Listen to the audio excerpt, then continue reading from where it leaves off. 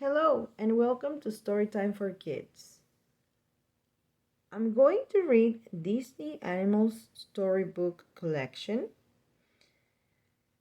but let me explain you how we're going to do it, okay?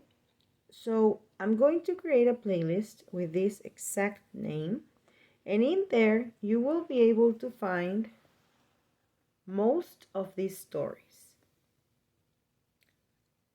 Each one of these stories will be an individual video, and then you can choose to either listen to one of them or you can listen to the whole playlist and just enjoy some Disney stories. Okay? So here we go. Moana, Pua and Heyhey. The feast to welcome spring was about to start. Moana and Grandma Tala were busy collecting shells. Moana's pet pig, Pua, tried to help, but the shells he found were never empty. Moana bent down and picked up a small pink one. "What do you think?" she asked. Grandma Tala inspected it. "Yes, that looks right for a chief." Moana was making her father a surprise gift for the feast, an anklet. In the village, preparations for the feast had begun. While everyone was hard at work, Heyhey just got in the way. Men were busy building the umu, an underground oven. They piled up pieces of wood and the dried husks on shells of coconuts. After they started the fire, they added rocks. Heyhey kept getting closer and closer to the hot rocks. "You'll set yourself on fire, you silly bird," one of the men yelled, chasing him away. Heyhey ran away and stepped on a partially finished platter woven from pandan leaves. His tiny foot got trapped, but he didn't even notice as he dragged the large platter behind him. Grandma Tala attempted to catch him, but Heyhey avoided her, leaving a mess in his wake.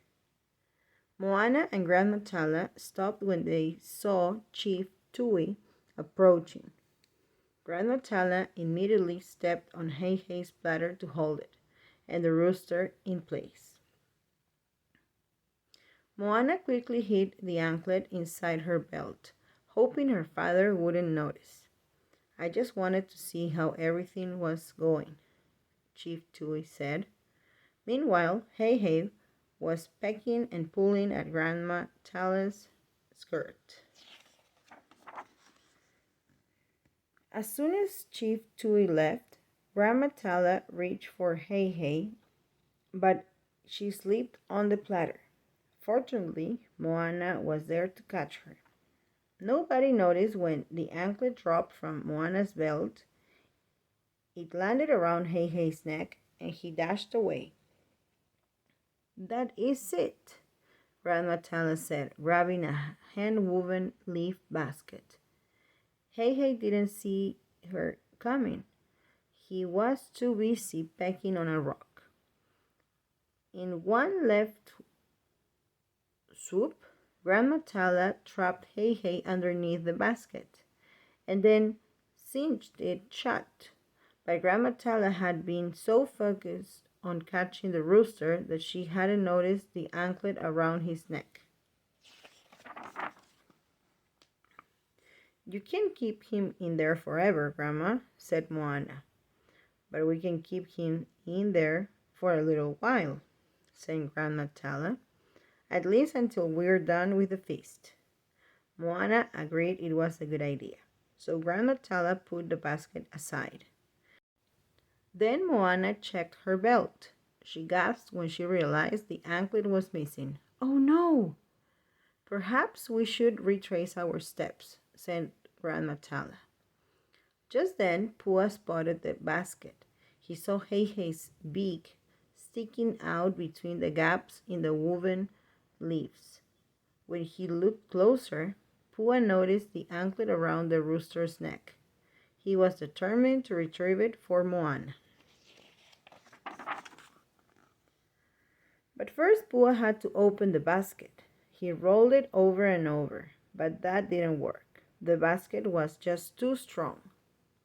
Then he tossed a coconut high into the air toward the basket, but all that did was knock the basket over. Next, Pua put the basket on top of a stick. Then he backed up and took a running start. Pua jumped onto the stick and the basket went flying through the air. Plop! It fell on the ground, but the basket was still tightly shut. Pua had to think of another idea, and fast. He had to get the anklet to Moana in time for the feast. On the ground, he saw a long vine. He picked it up and trotted back to the basket. Pua looped the vine around the basket and dragged it along, running as fast as he could. Heyhey's legs slipped out and he ran to keep up. When Pua heard music, he knew the feast was about to begin. He had to do something drastic. He dragged the basket toward the slender tree and tossed it onto a branch. Then he jumped up after it. When Pua bounced on the branch, Heyhey's basket flew into the air and then back down to the branch again. The higher Pua bounced, the higher the basket flew. Finally, Pua bounced so high that the branch flung the basket straight into him. The two animals soared through the air. Pua and Heyhey squealed and clucked. When they hit the ground, the basket finally opened. Pua was thrilled. He could get the anklet to Moana. But the force of the fall caused them to roll and roll and roll right into a large fishing net. Though the feast had started, Pua and Heyhey rolled right up to Moana. Moana untangled them and gasped when she saw the anklet around Pua's snout. "You found it," she said, giving him a big hug. Later that evening, Moana gave Chief Tui the anklet, and he proudly put it on. "I love it," he said, as Moana and her father hugged. Pua heard a strange sound. It was Heyhey. The rooster couldn't cluck because his beak was buried in a piece of driftwood. He had also gotten tangled in pieces of the basket again. Fortunately, Pua had become an expert at getting Heyhey out of tricky situations. The end.